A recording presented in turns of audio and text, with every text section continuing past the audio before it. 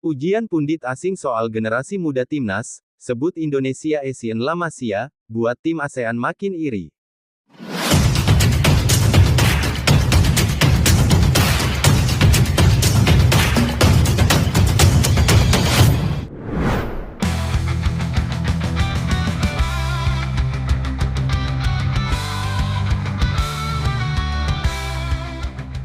Harus diakui kalau pecinta sepak bola Indonesia sekarang ini sangat antusias untuk mendukung timnas Indonesia. Hal itu tidak terlepas dari terobosan-terobosan baru yang dianggap mampu mengangkat level timnas Indonesia, yang mana salah satu hal positif tersebut adalah potong generasi, dan jelas jika urusan ini kita tidak bisa untuk tidak mengucapkan terima kasih kepada Coach Shin yang ibaratnya jadi pelopor, sesuatu yang mungkin tidak pernah diduga oleh siapapun. Karena mungkin juga Coach Shin adalah satu-satunya pelatih yang berani melakukan hal itu, ketika beliau sudah tidak lagi melatih PSSI sebisa mungkin harus tetap menjalankan program itu, karena memang generasi itu wajib adanya. Jelas generasi tidak hanya berlaku bagi pesepak bola yang main di Liga 1, melainkan juga mengarah kepada para pemain keturunan yang ada di luar negeri, dan selain Belanda kini PSSI juga sudah mulai mencari pemain keturunan yang tersebar di seluruh dunia, sesuatu yang pada akhirnya membuat kagum banyak pihak khususnya dari luar negeri, di mana salah satunya datang dari akun YouTube The Give and Go, yang secara tegas pernah mengatakan kalau Indonesia adalah Asia La Masia.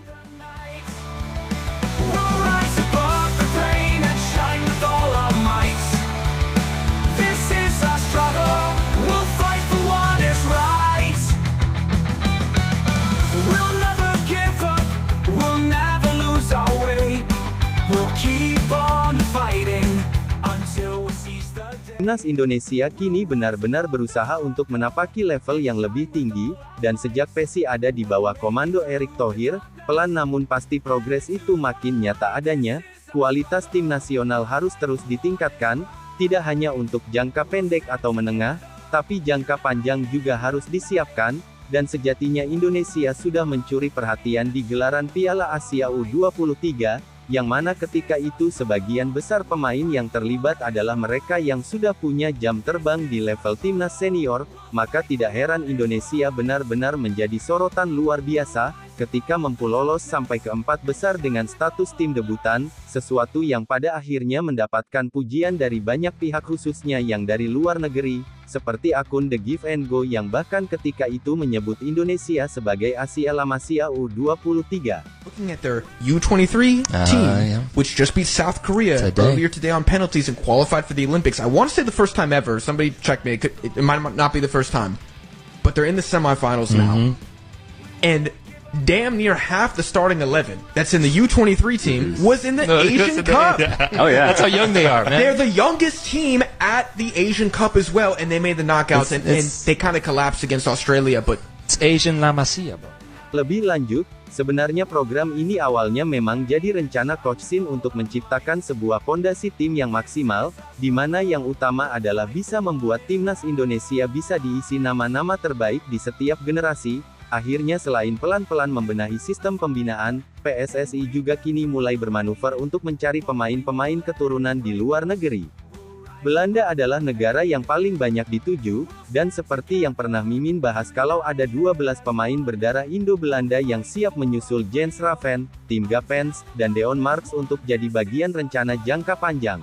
Selain pemain berdarah Indonesia-Belanda, PSSI juga gencar mencari pemain keturunan generasi pertama dari luar Belanda, seperti yang terjadi pada Welber Jardim dan Matthew Baker, di mana mereka tidak perlu yang namanya naturalisasi, karena ibaratnya ketika usianya sudah cukup tinggal milih jadi WNI, menurut Pak Hamdan generasi di Belanda kurang lebih 10 tahun bakal habis. Untuk itu PSSI berinisiatif untuk coba mencari pemain-pemain keturunan lain di seluruh dunia, yang mana sejauh ini sudah ada nama Adrian Wibowo, Noah Adnan, yang berkarir di Amerika Serikat, kemudian dari tanah Jerman ada Renon Mon, Daniel Klein, hingga Amar Ryan Berkit, yang kita tahu bakatnya tidak benar-benar bisa dimanfaatkan baik ketika di U17 asuhan Bima Sakti ataupun jenjang berikutnya di bawah Indra Safri. Selain nama-nama tadi ada satu lagi talenta asal negeri Brazil yang bisa menjadi aset jangka panjang bagi Indonesia, dia adalah Nathan Gabriel,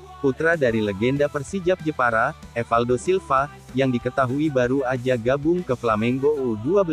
Gabriel sendiri sangat bisa untuk main di timnas Indonesia, lantaran ibunya adalah orang Jepara yang menikah dengan Evaldo, dan bergabungnya Gabriel ke Flamengo jelas sebuah langkah besar, karena tim ini bagaimanapun adalah tim besar di Brazil yang pernah dibela oleh nama-nama pemain top, macam Ronaldinho, Adriano, David Luiz, hingga Zico.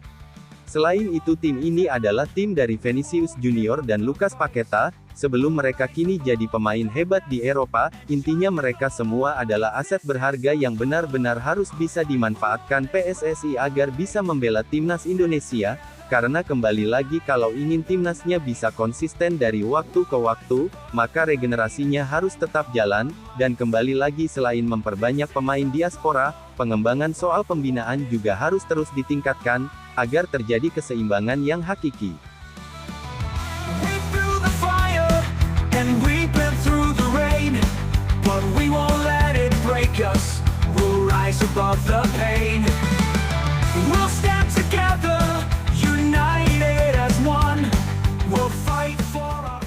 Sementara itu melihat gimana rencana dan manuver PSSI, serta perkembangan timnas Indonesia yang sekarang, diketahui membuat Malaysia dan Vietnam makin merasa iri, walaupun di satu sisi mereka juga gengsi mengakui hal itu, meskipun begitu tetap ada yang respek dan mengakui, seperti legenda timnas Thailand, yakni Kiatisuk Senamuang, memuji abis perkembangan timnas Indonesia dalam beberapa tahun terakhir. Baginya dengan prospek yang ada Indonesia sangat berpotensi untuk menjadi tim yang bisa konsisten bersaing di top level Asia, dan ia pun mengakui kalau untuk saat ini level Indonesia memang berada satu tingkat di antara tim-tim ASEAN lainnya.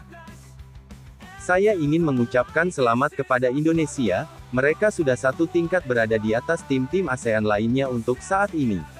Untuk sepak bola Thailand, mari menyerap pengalaman, belajar lebih banyak, dan terus berkembang, ucap Kiatisuk dilansir dari TH Sport.